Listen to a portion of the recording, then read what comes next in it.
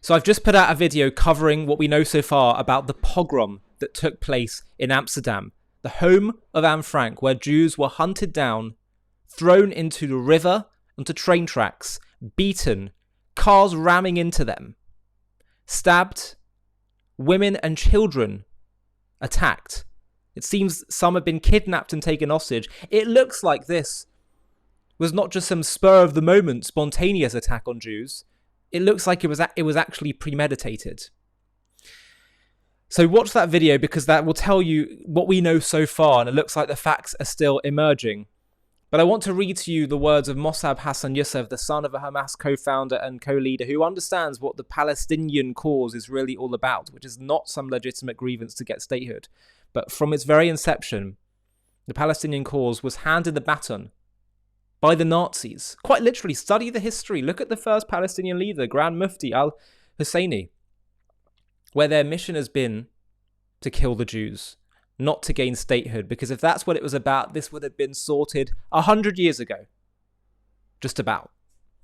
1930s was the first plan of the Peel Commission, where the Jews would get a tiny little state in the north, and the rest would basically be an Arab state. And they already had one given to them, which was Jordan, because that was once part of Palestine.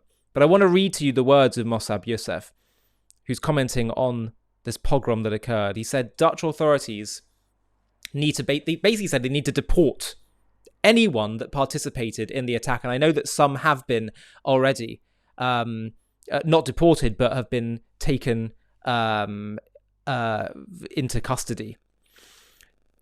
And then he says as follows.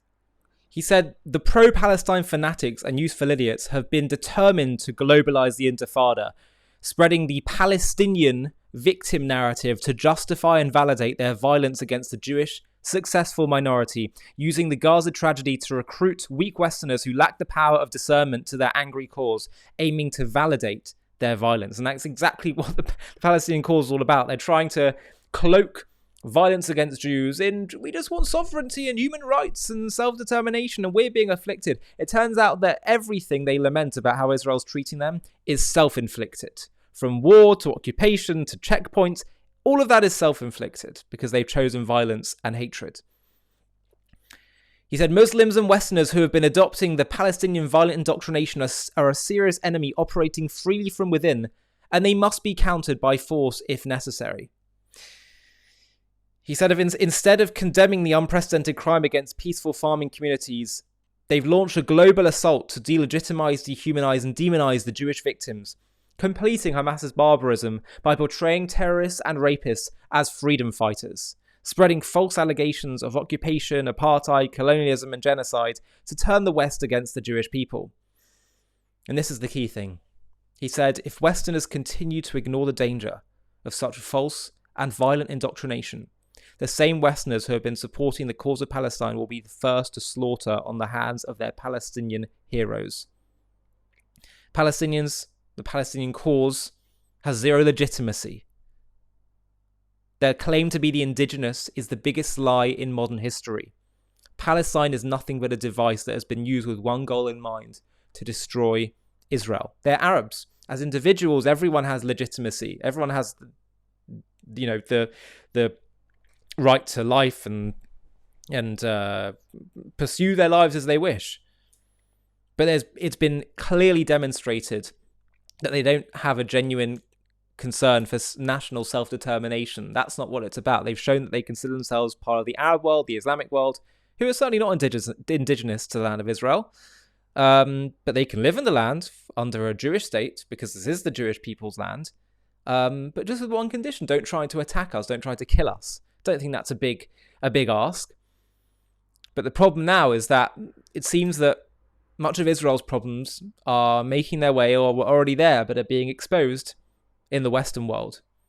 And the question is, will Europe step up to the plate? Will they actually deal with what we're seeing?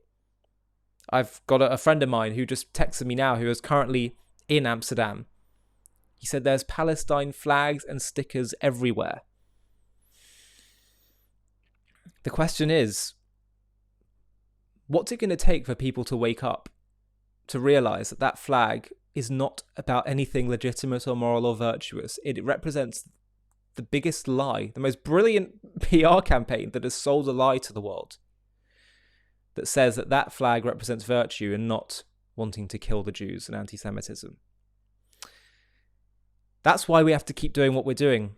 We have to keep making these videos go viral. We have to keep educating, because we just need to reach a critical mass, a tipping point, so enough people can wake up to the reality, the truth, which is that the land of Israel belongs to the people of Israel, granted by the God of Israel. If you've made it so far in this video, I have a request for you.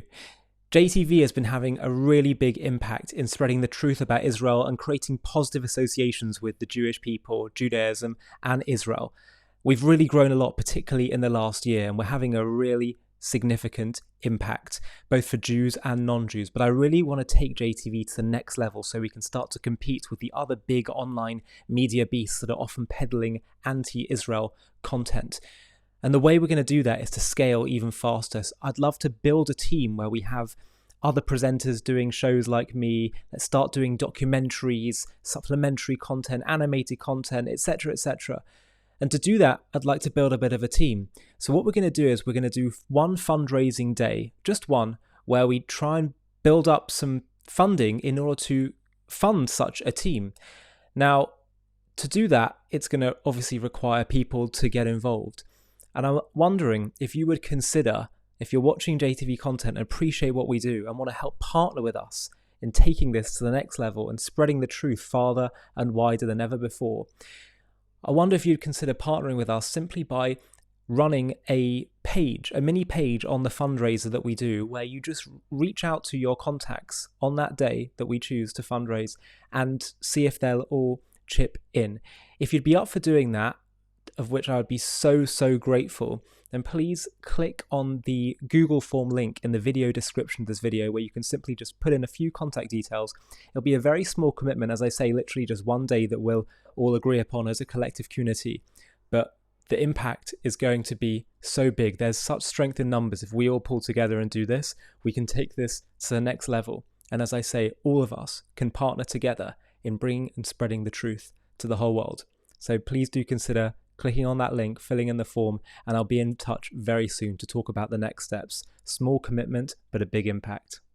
Hi, thank you so much for watching. To watch another one, click here. To stay up to date with all our content, click here to subscribe. And if you're able to, you can help support JTV to grow and grow by clicking join below this video, where you can become a member and get perks including early access to videos and private live discussions with me. But most of all, you'll be partnering with us on our mission to change the world.